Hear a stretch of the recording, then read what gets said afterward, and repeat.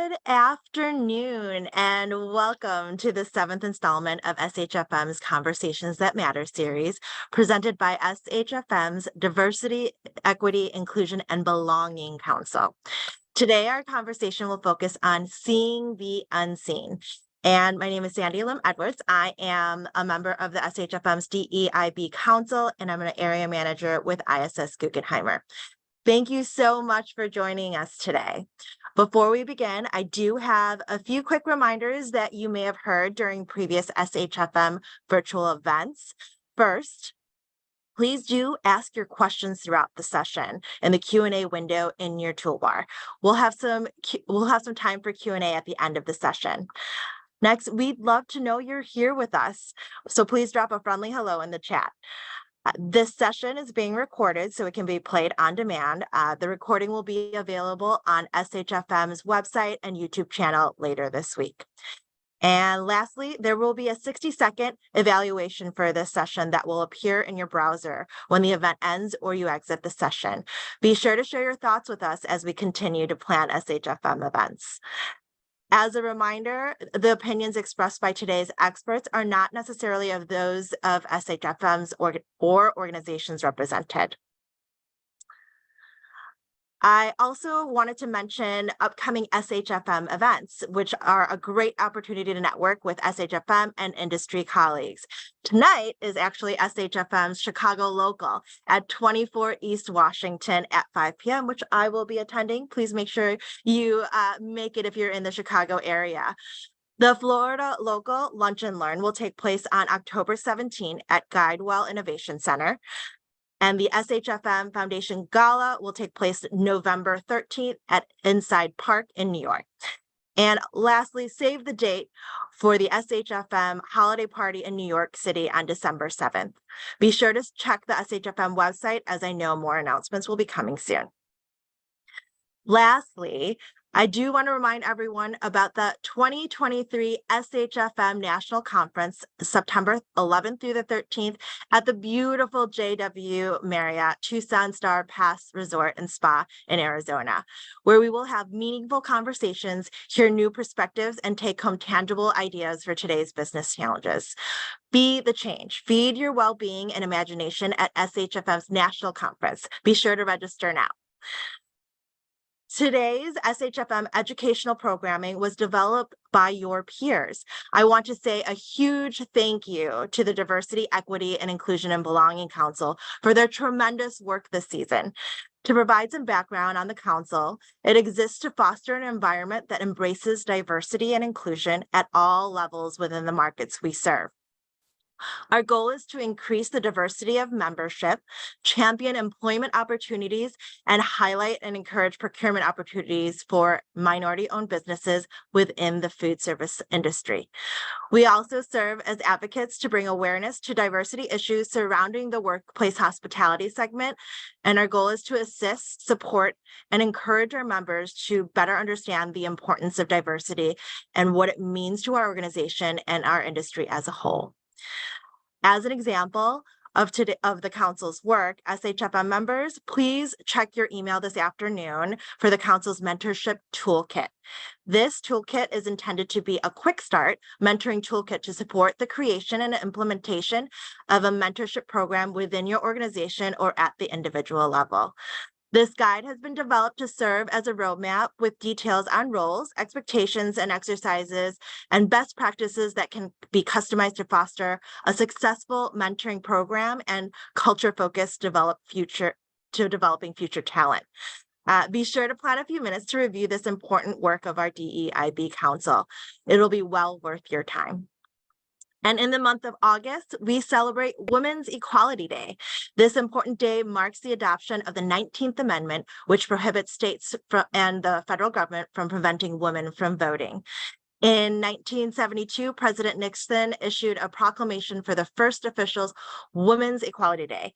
Let's come together to celebrate the progress we've made and reflect on the work that still lies ahead. It's a day to honor the achievements of women and reaffirm our commitment to creating a more inclusive and equal world for all. With that said, we have some phenomenal speakers and a fascinating topic to get to. I'd like to introduce today's session moderator, Kaya Gross, and my friend, the Director of Corporate Lodging at FOH. Kaya, over to you. Wow, what a great job, Sandy. You nailed it. Am I on mute or can you hear me?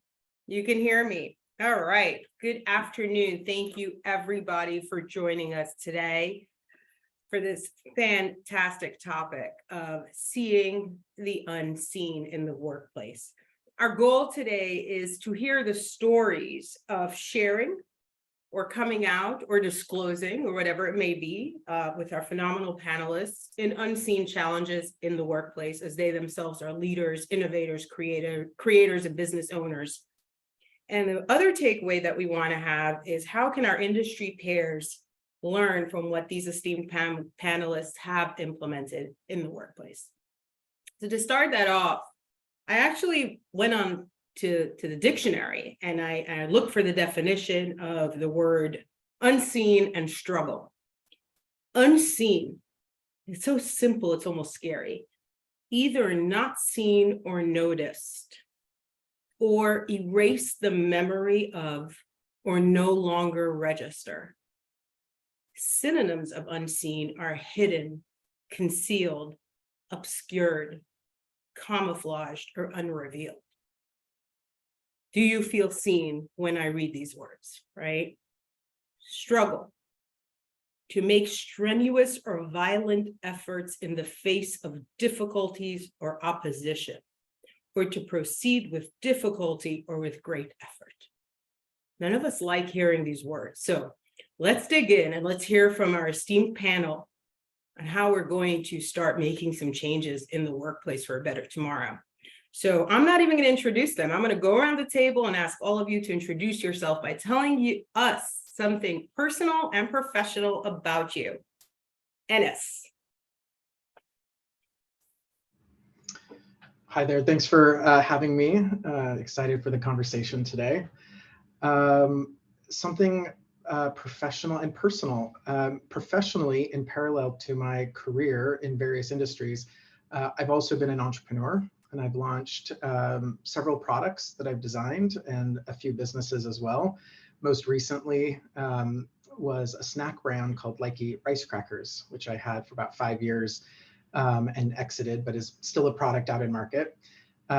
Personally, I love to travel. I've been to over 50 countries and also worked in multiple global markets. So anytime I can get on a plane, I'm very excited. I love it. Maida, personal and professional intro. Okay, so professionally, I am sort of like the mentor of several salespeople of our company. I like to lead with my heart, not so much through my business sense, but more heartfelt. I'm a globetrotter, so I love to travel, both personally and professionally. So I love it when there's an opportunity for us to go into a market that I've never seen, such as Saudi Arabia. It really intrigues me, and I look at the country not only through my eyes, but through my heart. Joseph. Thank you. So personally, I am a Brit abroad, I say. I'm from the UK, based in Toronto, working for a company in the US. I am married for 20 years this September, 4 children. That's me personally. Professionally, I think I'm quite pleased. I've managed to go from doing things I can do to doing things I love doing. So I'm now, moved from sort of being sales and writing oriented, and I still like to write, but really getting to work with people right now and improving outcomes in our workplace is really my passion. So that's me. Simone. Hi, I'm Simone. Personally, I am a mom of 6. I've got 3 kids and 3 dogs. Professionally, I have the pleasure of being the CEO as well as the Chief Creative Officer, and I really enjoy them both, but I really enjoy the chance to lead our creative teams here at FOH. And they're just incredible rock stars, and so that's like one of my most fun jams. I feel just with this introduction, we could all go home. I mean, if this isn't a panel, what is? But this is really like the beautiful, glamorous side, right? Everybody presented so well, but let's dig into a little bit of the unseen, all right? I'm going to ask this question, and I'll just go kind of in a round robin and ask, why do you think people are silent about unseen diagnoses and disabilities? Simone. I think there's definitely a lot of anxiety and worry from the unknown. And I think that very often we're our own worst critics and we're harder on ourselves. So we probably bring to a conversation more things than perhaps exist or will exist in a conversation. We're in our heads, we're thinking about what someone might think of us. So I think that definitely is a challenge that through really good communication and things set up in a workplace, for people to feel like they can really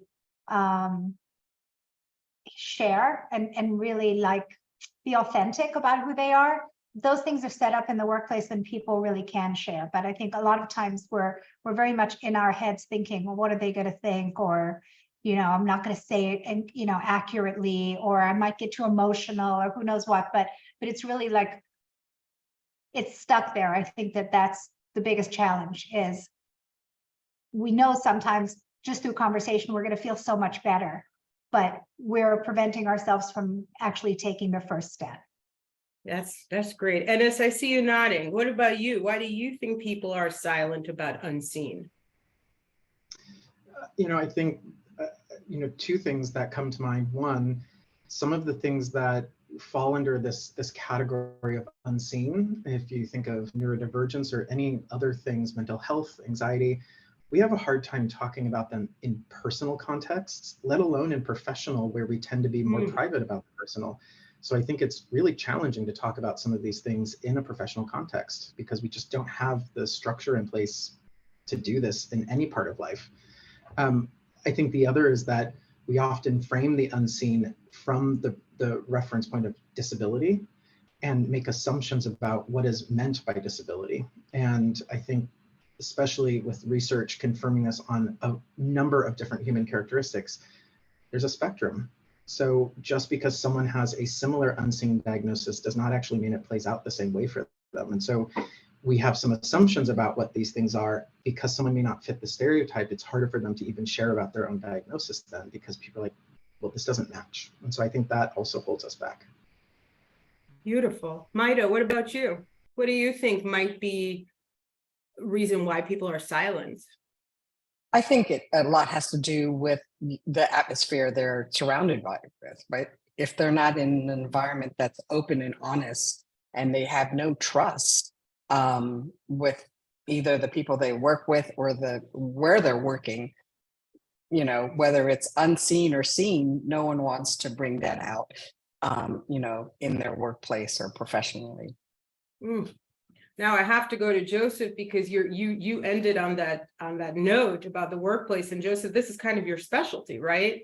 This is what your job is, to make sure people belong. So can you bridge everybody's answers into one of your own? Sure, and I feel for people who've had a different characteristic that they've been living with for a long time, they've often treated that as a weakness themselves, right? So before diagnosis, you just think I can't keep up, or I can't concentrate, or I have this issue. And so that individual as well has been carrying it like baggage or something, which I don't want to talk about because I know what productivity means. And I know what this company needs in terms of an output. And so where we bridge is when we begin to understand what individuals are actually going through, or where they might sit within a spectrum. We can actually start to think, okay, I understand if I give this person just a little bit more time or a bit more heads up, or if I make my instructions really plain, actually I can get the best out of them. So I think there's the individual perception, which is if I bring this up, is it going to be perceived that I'm going to be a liability to productivity and what this office needs as an output? And do I have a leader who can actually pivot and say, this is where I need to place you?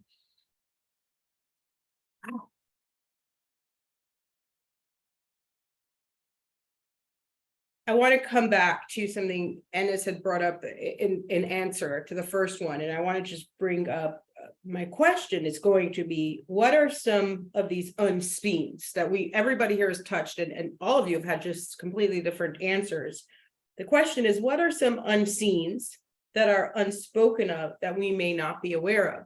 So I want to call out, we have the neurodivergence, such as autism, ADHD, dyslexia, Down syndrome, right? So people we've done this tremendous growth in speaking about mental health, so people might be more comfortable about it.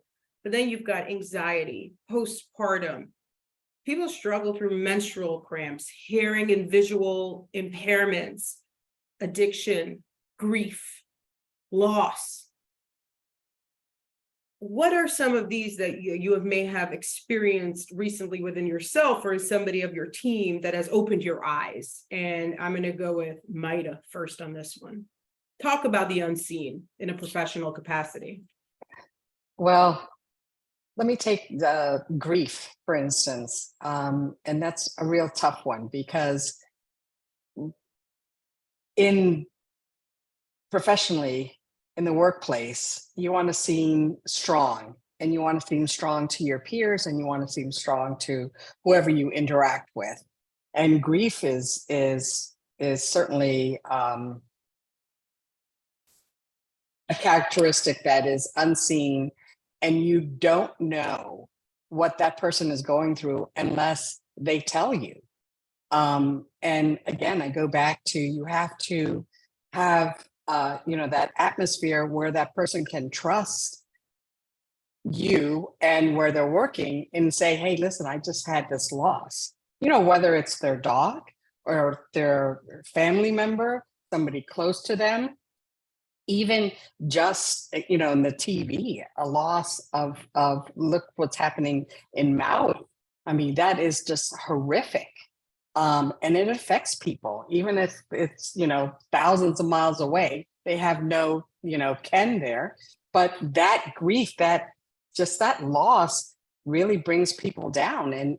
And we have to know how to, I guess, look at somebody and know that something is happening, right, with them at that moment. It's not, it's not their typical way that they act. It's not typically how they respond to things, just how they're looking, just, their facial expressions. So we have to know how to recognize that as leaders, right? As friends, as peers, and say, hey, is something up? Is there something that is bothering you? And really make them feel comfortable and letting them know, because once they release, I think that that grief or what's happening with them, it helps them, it helps you, it helps everybody surrounding them. So, I mean, that's one thing that I'm just thinking about with some of our team members here at FOH. There's been a lot of loss, whether it's in its parents, and that's, having lost my father, I know that there is such an unseen dynamic to grief that we really have to own it. I want to pause and say to everybody listening today, if the person in the company who's signing the checks is walking around with that attitude, for the rest of us to take note. And what Maida just said that really struck me is, if you see somebody acting not in a way that is the way they usually act, call it out. It might be anything else. And on the flip side of that was of an emotional side. Ennis, what would your answer be to what are some of these unseens that we might not be aware of? And Maida, that was fantastic. Thank you for that. Ennis. Yeah, for me, something that's been the most challenging is just neurodivergence. So I'm autistic and have ADHD as well. This is something that I've spent most of my career not knowing. And it's over the last several years that I've been diagnosed, and it's transformed so much of how I understand the career I've had and the choices I've made, as well as then transformed the way I make choices now and the way I show up. And some of that came from realizing that as long as it was unseen, even to myself, a lot of the ways that people tried to support me weren't actually helpful. And so for me, part of sharing it is helping others have the context that they need in order to provide the kind of support that Maida's talking about. And not everyone's going to be in a place where they feel they can or may not want to. It is a personal choice. And I think with recognizing so many different things that people are dealing with, at the end of the day, the only thing you can do is treat everyone as humans first. We're all going through something.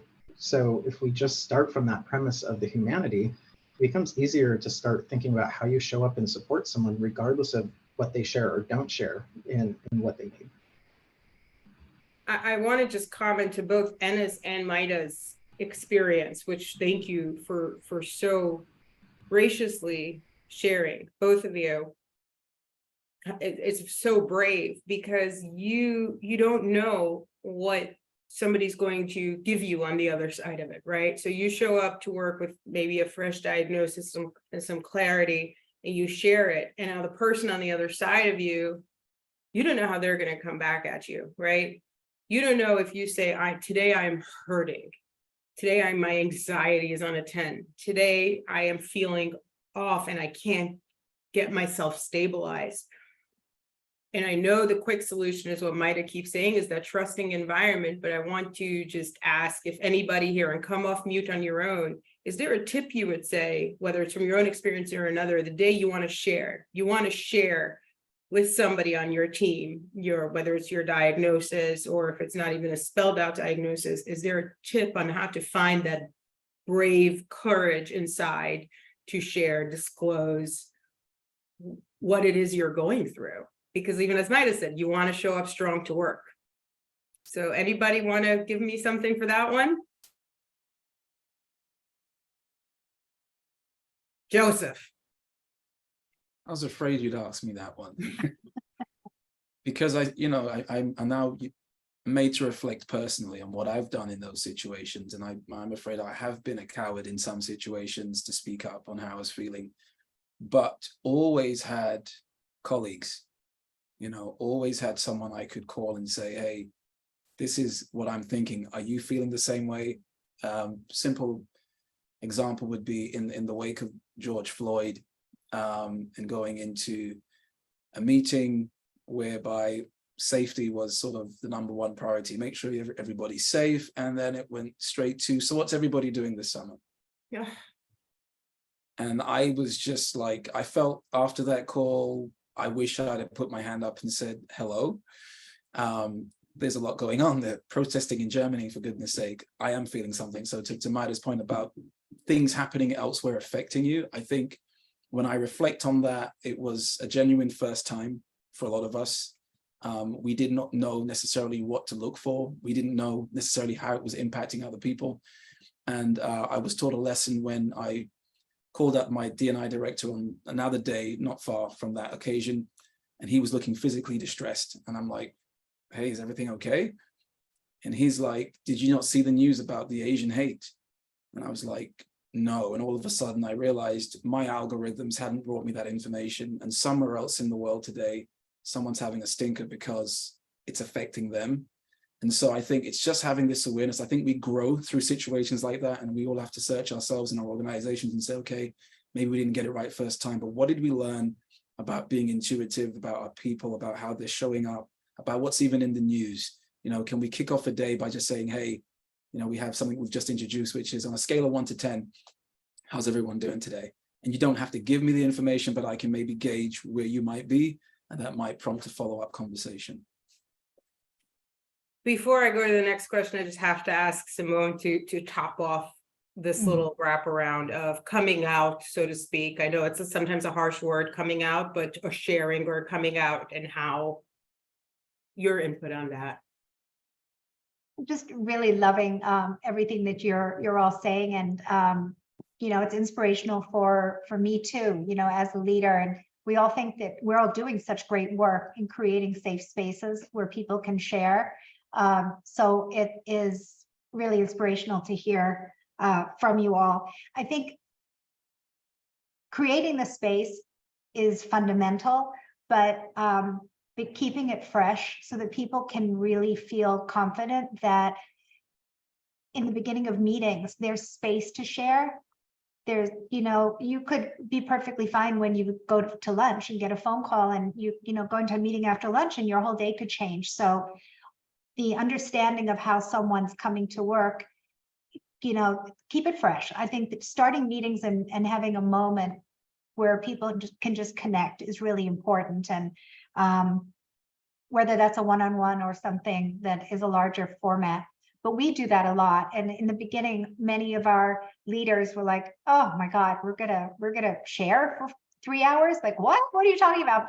But really, like, we have to take time to dig in to how people are doing, create that space so that it could be somebody who's like, "Nope, I'm doing great personally, doing great professionally, nothing new to add." Okay, great. And then you could be listening to somebody who really needs to take the time and get the support from his or her peers, and just creating that moment and having that moment be okay, and even having that moment be valuable in the workplace.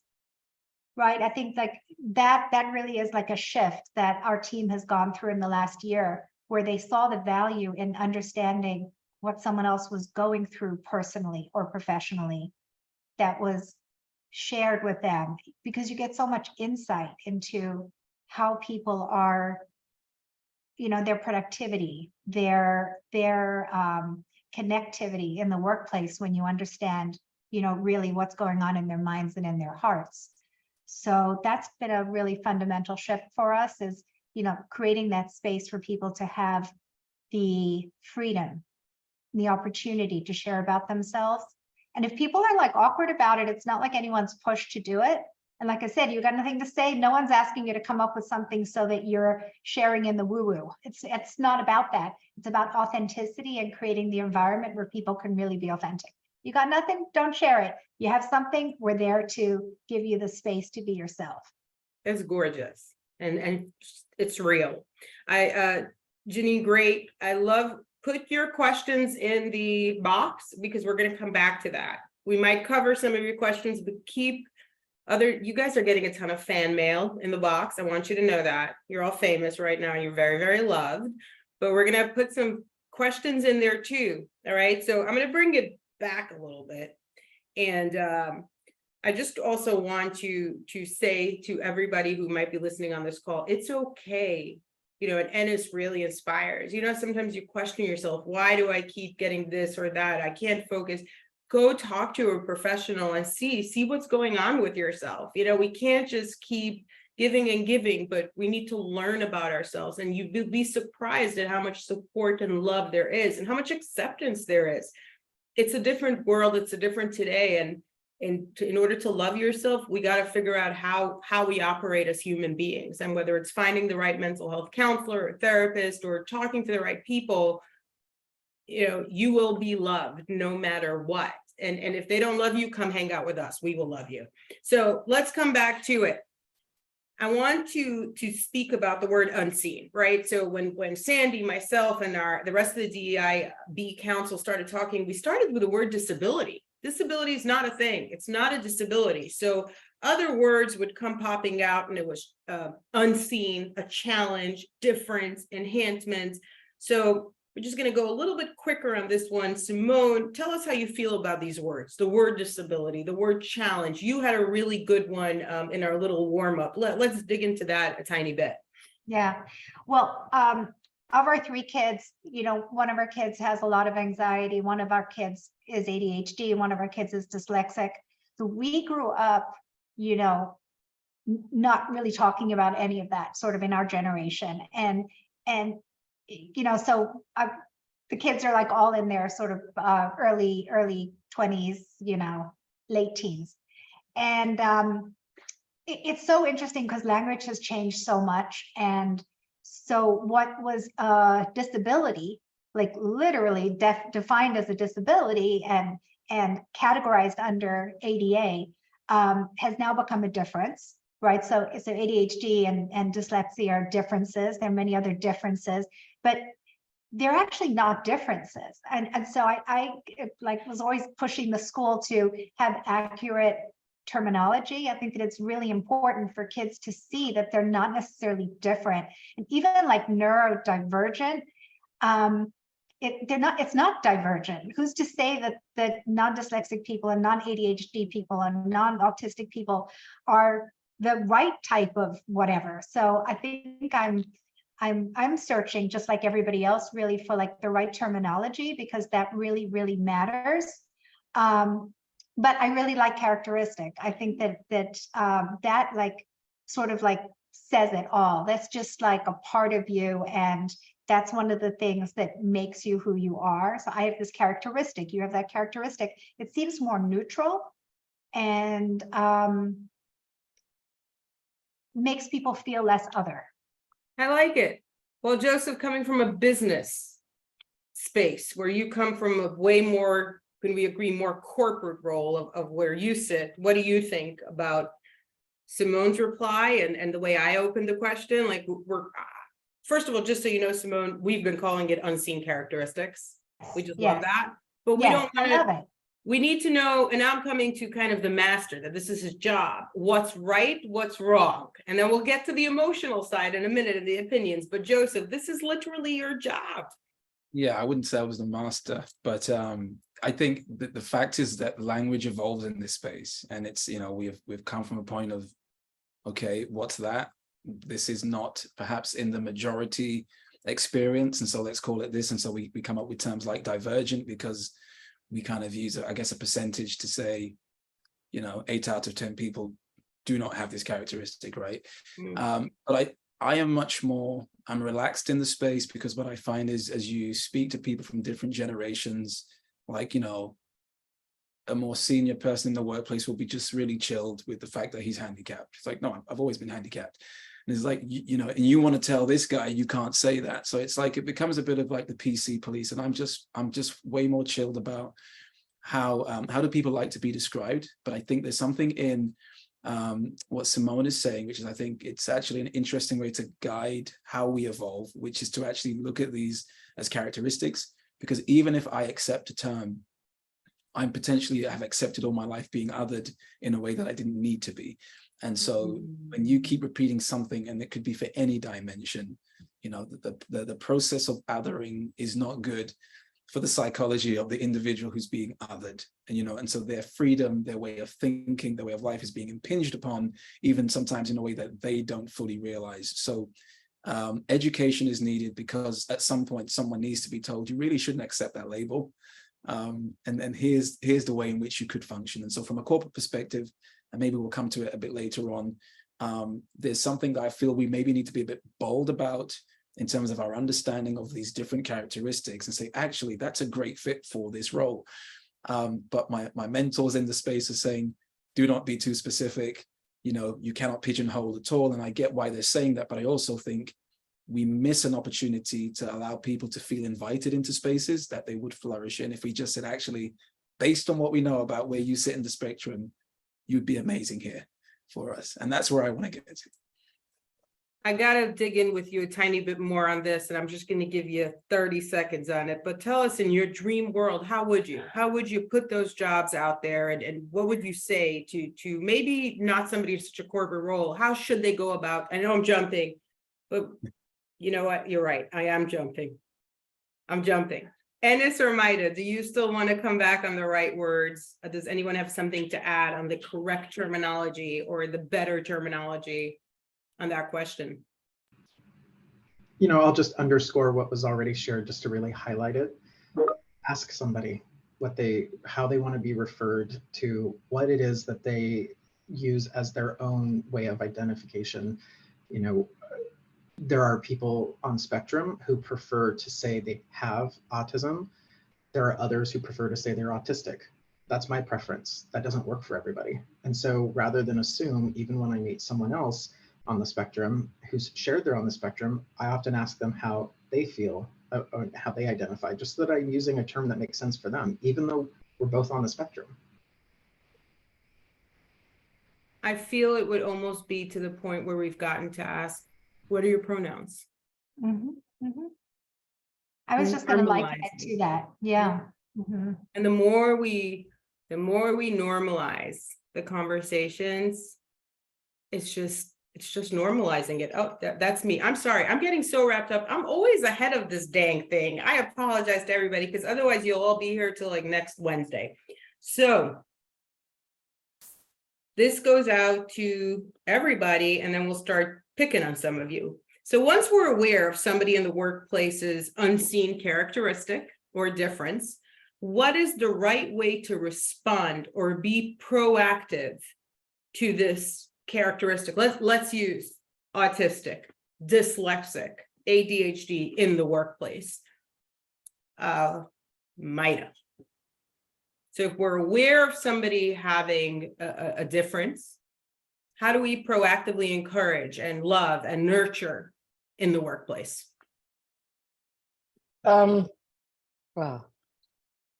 it's like a normal thing, I think, for me. So it's hard to really describe how you go about it. You know how that person, for instance, if they're dyslexic, you can't sit there and write, a whole procedure for that person, and expect them to really digest it. So what you need to do is acknowledge. So maybe then it's more giving out, I'm trying to think, saying things verbally as opposed to in emails or in reports, and really having a son who's dyslexic, you understand what they're amazing at, right? So a lot of people don't know, well, they're amazing at, especially our son is really public speaking and speaking out and really being, really descriptive in how he speaks, because he doesn't, do so writing, but verbally, he's absolutely amazing. So, tap into that greatness. Tap into, yeah. So And then if you don't know, then you need to research as a leader, as a person, not even as a leader, as a person. Oh, this person has, anxiety. What can I do? Oh, I understand there are triggers. Okay, go to that person. Okay, what triggers you? Oh, when I see a dog, I start to get, anxiety. Okay, well then maybe we shouldn't have pets at work, or, and understand just everybody's different characteristics.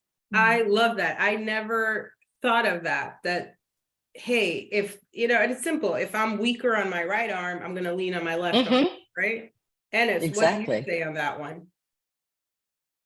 Yeah, I think we all, to some extent, share some of this without referencing the why.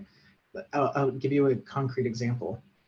I've worked with a few people who specifically as leaders have said, I don't like surprises. For one leader that I've worked for, it's actually just about being prepared. For another, it was actually about anxiety. They didn't message, I get anxious when I get surprised because responding on the spot is challenging, but understanding them and knowing that, put that into context. And we all do this already with the people we work with. And you can find ways, if you, one, have somebody on the team who you don't feel you can be open, that can certainly be challenging. And you could find other ways of messaging that by saying, what works best for me is if I can work in this way, or if I can do this thing, or hey, that thing that we need to do as a team, I think I'd be really good at that. That's something that would work well for me. Or saying, I'm not sure I'm the best person for this. Maybe this person on the team would be better. Those are all ways to get the support you need. And if you're a leader who knows of someone's, difference that they've shared with you, and have asked for support, finding ways to align them just helps them show up without having to always express that, which is also a form of support. So my takeaway from you and Maida right now are, as a good leader in any management or leadership role, open the door to allow people to say what their strengths are, right? Instead of saying, it doesn't have to be about everybody, always saying, I have this, I have that. But if somebody who is dyslexic knows that their magic secret sauce is in public speaking, and if you're a leader and you even give the option to your team, what do you like to do at an offsite, right? Or if we're doing this project, what is your superpower? This way you allow the people to shine where they shine without having to go into a darker place every time. And I might be wrong, but that's my takeaway as a leader of how I can lead better, saying, where do you feel amazing? Because that's what you're going to do. All right. And I'm sorry, Joseph or Sim, any add-ons to this, or are we moving along? Because we got a minute here. Joseph, is it okay if I jump in? Yeah, I would just say that creating an environment where the foundation is trust is fundamental in everything. So it's not just about being able to share your personal characteristic, but it's about how we communicate. It's about how people feel like they can do the best work that they can do, how they can be acknowledged, all of that. We've got a great culture here. It's built on not gossiping and, just a whole host of things that make us the way we are. But when you have that level of trust, that allows people to be able to feel confident to talk to their peers in their department, maybe talk to their leader in their department, start going outside of their department and talking about what they want. And we have a whole spectrum of age. What's really incredible about some of our younger team members is that they feel so much more confident in being able to share their characteristic, because that is now, because people are speaking their truth and sharing, what makes them who they are. So it's something that we have to continue to nurture in the workplace, but by asking when people start, you have to create that foundation of trust in the very beginning, indoctrinate people into the culture in the very beginning so that they know, wow, I'm in a place where I can be authentic right off the bat. So when I'm getting to know people, I want to really get to know them. What makes you tick? What do you like? What don't you like? And in fact, we require everyone before they even start to work with HR and do a bio. And the bio is a bit about your background, your likes and your dislikes, everything from like my favorite drink to my favorite sport, whatever. But you get a little bit of people's background, and that makes us all relatable.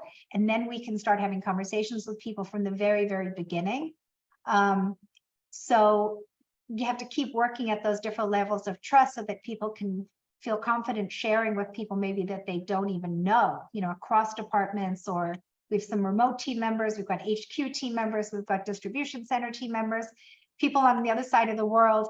When you don't constantly connect with those people, but you have that foundation of trust, you can be in a meeting with people that you don't work with and be able to say, I'm having trouble hearing, or you may see me looking down because I'm taking notes that helps me process, or, what have you, but you can just say it rather than having it all up here.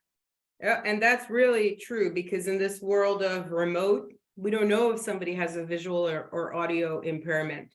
So I'm going to bring it right back to you, Joseph. I'm going to throw a question right in you, because there's some really great, there's some great questions in the outbox. Shush. He's very involved. Some great questions that we got to get to. I have some great questions for you, but I have one question on all this straight to you, Joseph. What are the benefits of bringing someone onto the team who is vocal and open about a diagnosis or an unseen? What's the benefit in the workplace for that? Yeah, I think it's massive, right? Because that one person who's confident unlocks in some cases, hundreds of other people, depending on the platform at which they've begin to express that. We had this recently in our workplace where one of our leaders talked about having ADHD and dyslexia. And we did a little webinar on it.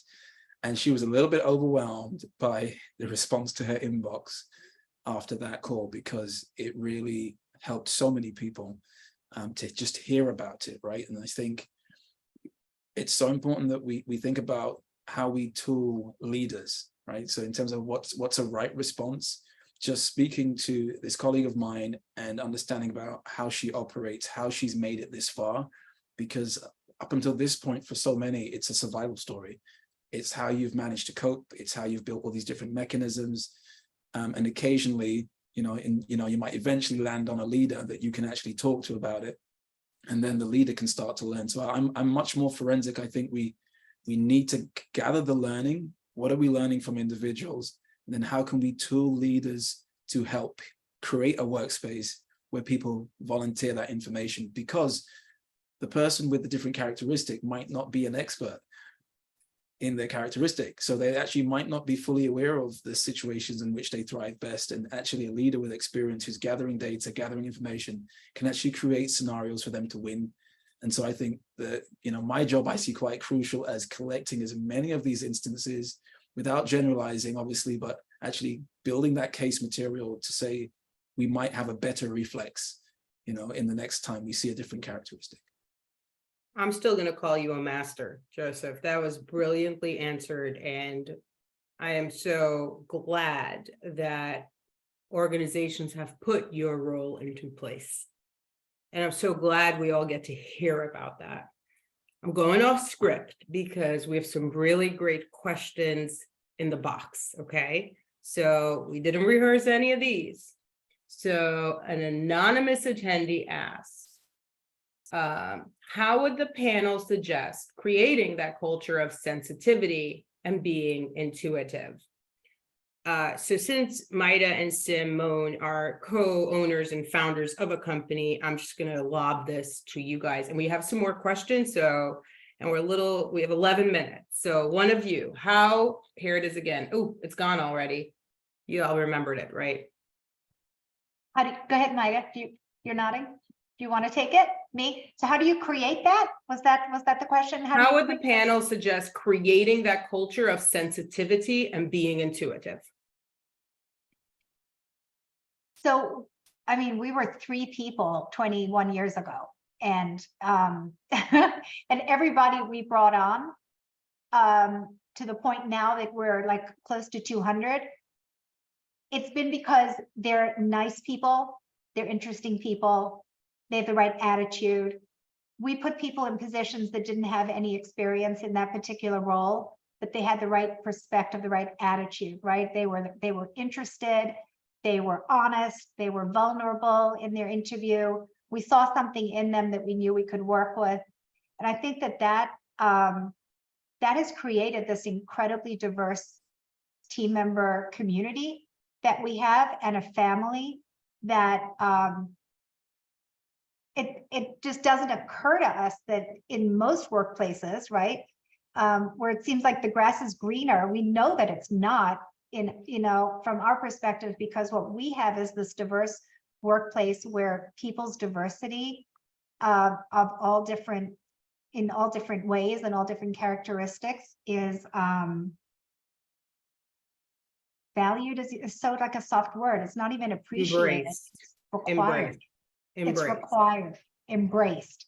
But it's embraced, but necessary. If we don't have like divergent thinking, right, then everyone's yesing each other. We need people from all different perspectives, all different characteristics to come together, because someone might be seeing something that I'm not seeing.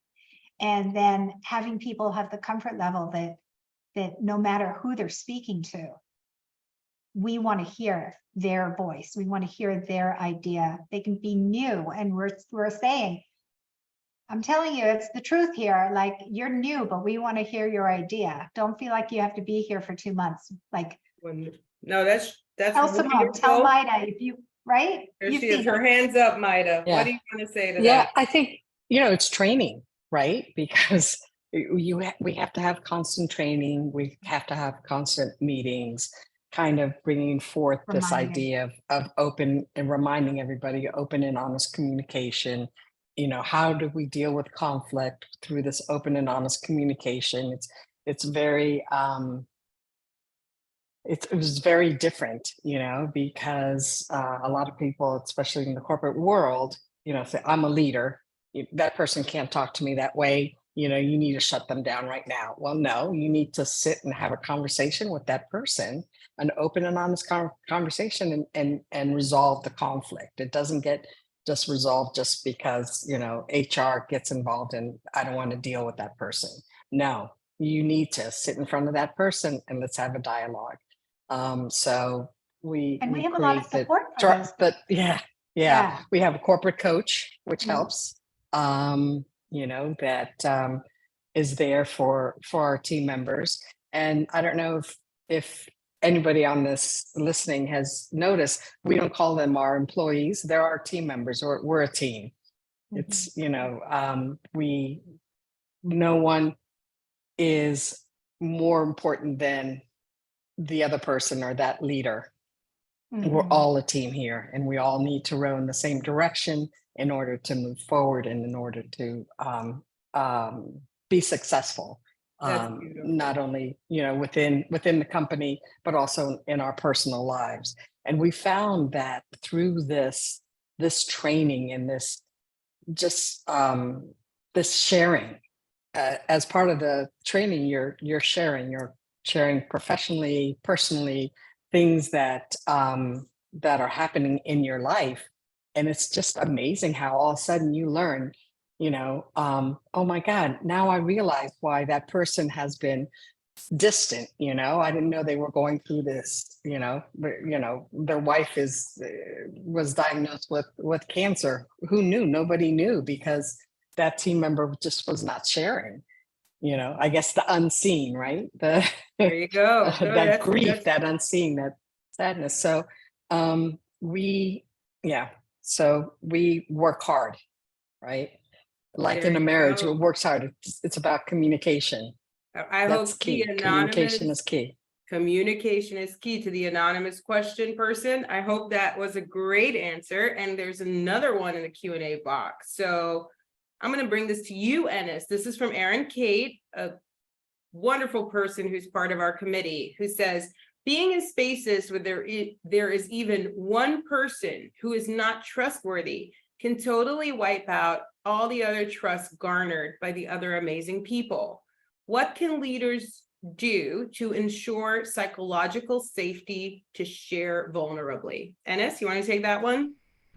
Sure. You know, I think first and foremost is recognizing with something that is unseen, that people have to choose to share for it to be known.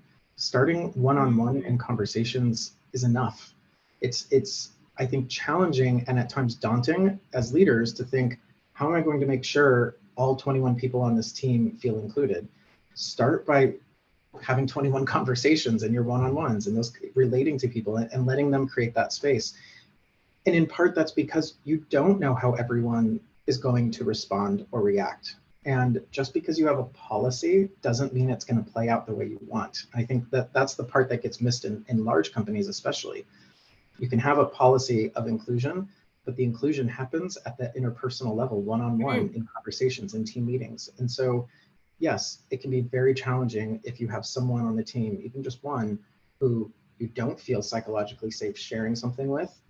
But as leaders, we have to create space, at least one-on-one, where those people have moments where they can feel, okay, I'm seen in this space. And then that creates the opportunity to say, I'm not safe saying this in a broader audience. Let's talk about this. Gorgeous. Beautifully. Thank you. Thank you for answering that so beautifully. I got another one. This one's coming to you, Joseph. This is from David Wickstrom. We all know and love him. If someone wants to help or contribute to creating a space to be seen, I'm doing air quotes because he has the real quotes.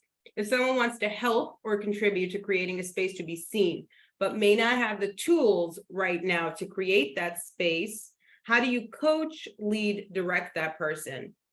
Best intentions may not have best results. Hope this question makes sense. It always makes sense, David. Joseph, do you have any insight for that question? I mean, I have to go back to Maida's point on training, you know, and that comes in various forms. It comes by virtue of modeling, sometimes how we should lead meetings, how we should do onboarding. And then it is sometimes just, you know, the live instruction where we have discussions and debates and people sharing stories. I find that better than sort of sitting through a click exercise on a non-interactive training. I think sometimes just hearing how people want to be served. This is my situation. This is what good looks like for me. We don't get it right without conversations, as it's been said. You know, we have to interact with people. We cannot even make blanket assumptions that because you met somebody on the spectrum of autism, that you're meeting somebody tomorrow in the same space, you know, who has the same issues. And so I think we've got to stay curious and not sort of lead with I know it all, because it's just one of the spaces where you just have to live with the fact that every day there's a ton you don't know until you meet somebody else who improves your way of going about your work. So I think we shouldn't be pressuring people just to do things for doing sake. Let's take the time to do the inquiry. As Anissa said, find out who's on your team and find out their working styles and what they appreciate. And I think that's just the safest way to go, because we are all going to make mistakes on this journey and do things incorrectly. It's just the attitude that we bring to serving. Thank you. Now I want to say that we had a couple more questions, and at 1:29, I thought we were sitting pretty, but it's 1:59 and we all got bills to pay. So I'm returning all of you to work. So I want you, my gorgeous human beings on this panel, to take a minute and look at the chat for the amount of love and comments that people were just sharing. There was one question that came in at 1:56, and I'm sorry, I have to respect everybody's time and have to let you go, but thank you for the participation. Thank you for your truth. Thank you for normalizing conversations that if I said it to my grandmother, I would have gotten a backhand. We don't talk about it. We are going to continue talking about things, and we will be uncomfortable for 90 seconds, and then we won't be uncomfortable anymore, because we are the future. We are tomorrow. We are our children. We are the face of the unseen. So thank you for showing up. Thank you to SHFM for creating this amazing space. Thank you to my team members, my thought leaders. I have so much love for everybody on this call. Thank you for showing up, and thank you for allowing another person to be seen today. Have a wonderful rest of your day. Thank you. You can come off mute to say bye-bye. Thank you. Bye. Thank you Thanks, so everyone. much Everyone. Thank you, everyone. for having us. Thank you. Thank Yeah. you.